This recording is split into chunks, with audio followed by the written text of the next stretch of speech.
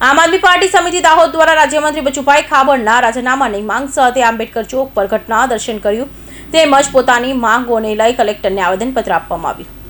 ઉપરોક્ત વિષય અનુસંધાને આમ આદમી પાર્ટી દાહોદ દ્વારા ભાજપ સરકાર મંત્રી બચુભાઈ ખાબડનો પુત્ર જેમાં સંડોવાયેલો છે, જેમાં મનરેગા કૌભાંડનો આંકડો ખૂબ મોટો છે। મંત્રી પુત્ર અને તેમના ભાણિયા પણ મનરેગા કૌભાંડમાં આરોપી હાલ જે વિગતો બહાર આવે છે ત્યાં વધુ તાલુકામાં પંચાયતોની તપાસ થાય તો કૌભાંડનો આંકડો મોટો બહાર આવી શકે છે। છેલ્લા 5 વર્ષથી આ કૌભાંડ ચાલી રહ્યું છે। બચુભાઈના ચોર છે જેવા નારા લગાવ્યા હતા। બચુભાઈ ખાબડ મંત્રી પદે છે ત્યારે પોલીસ બચુભાઈ ખાબડનું મંત્રી પદેથી રાજીનામું લઈ લેવામાં આવે અને એમની પણ સામે તપાસ કરવાની જરૂર છે। તે ઉપર સ્થાનિક ગ્રામ વિકાસ વિભાગ અધિકારી કર્મચારી વગેરે તપાસ થવી જોઈએ એવી અમારી આમ આદમી પાર્ટી દાહોદ જિલ્લા વતી માંગ કરી હતી। ગુજરાતની અંદર સૌથી પછાતમાં પછાત જિલ્લો ગણવામાં આવે છે। અહીંયા 80% આદિવાસીઓની વસ્તી ધરાવતો આ બાહુલ્ય ધરાવતો જિલ્લો છે। આ જિલ્લાની અંદર છેલ્લા 4 વર્ષથી ભ્રષ્ટાચારની પરાકાષ્ઠાએ વટી ગયો છે જિલ્લો।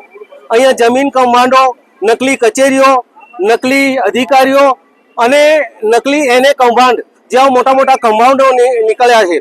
અને છેલ્લે બારિયાની અંદર હમણાં મોટું મનરેગા કૌભાંડ જેમાં બચુ ખાબડ મંત્રી એમના પુત્રોએ લગભગ 71 કરોડનું કૌભાંડ તો પકડાયું છે અને એના સિવાય 250 થી 1000 કરોડનું કૌભાંડ હજી બહાર આવવાની તૈયારીમાં છે। આ ઉપરાંત બારિયાની અને ધાનપુરની અંદર સરદાર આવાસના જે મકાનો છે એ મકાનોમાં હજી પણ કરોડો રૂપિયાનું કૌભાંડ બહાર આવે એવી શક્યતા છે અને એના આધાર પુરાવા પણ અમારી પાસે છે।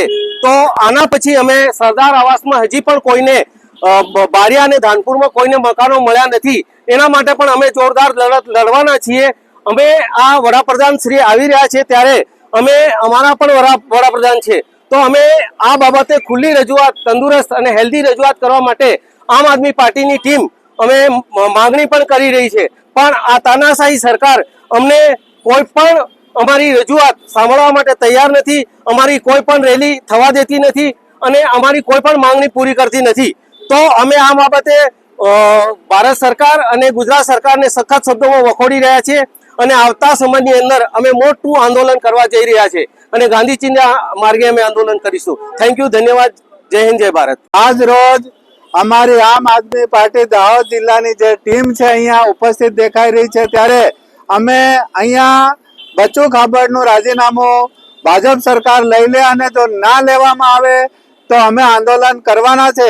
આ બચુભાઈ ખાબડના જે પુત્રો છે એમની એજન્સીઓ બનાવીને 1500 કરોડનું કૌભાંડ કરેલું છે, જ્યારે 71 કરોડનું તો અત્યારે કાગળ લેવલે દેખાય છે પણ કાયદેસર તેઓએ 1500 કરોડનું કૌભાંડ કરેલું છે। પૂરી ગુજરાતની આ ભાજપ સરકાર છે એ ભ્રષ્ટાચારી છે।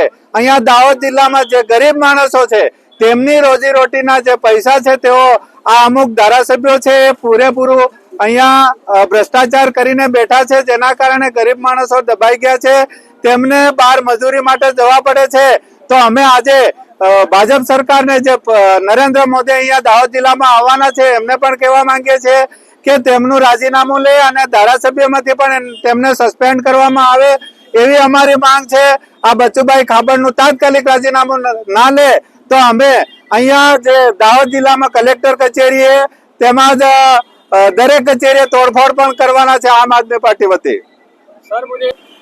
દાહોદ જિલ્લાના દેવગઢ બારિયા તાલુકાની અંદર પંચાયત મંત્રી બચુભાઈ ખાબડે મનરેગાની અંદર લગભગ 200 થી 250 કરોડનું કૌભાંડ એમના છોકરાઓ કર્યું છે અને હાલમાં બંને છોકરાઓ પોલીસ કસ્ટડીમાં છે। આ ફક્ત 200-250 કરોડનું કૌભાંડ નથી પણ આખા જિલ્લામાં, દાહોદ જિલ્લાની અંદર મનરેગાનું કૌભાંડ ગામે ગામ છે। જો એની તપાસ કરવામાં આવે તો હજારો કરોડનું કૌભાંડ બહાર આવી શકે છે। આમ આદમી પાર્ટીએ વિધાનસભાની અંદર પણ આ પ્રશ્ન ઉપાડ્યો છે અને આજે આમ આદમી પાર્ટી દાહોદ આ બચુ ખાબડના રાજીનામા માટે અહીંયાના ડોક્ટર આંબેડકર સાહેબના સ્ટેચ્યુથી લઈ અને પડાવ સુધીની એક પદયાત્રાનું આયોજન કર્યું હતું આ રાજીનામા માંગવા માટે, પરંતુ પ્રશાસને અમને અટકાવી દીધા છે અને કીધું છે કે નરેન્દ્ર મોદી સાહેબનો કાર્યક્રમ છે એટલે તમારે આગળ વધવાનું નથી।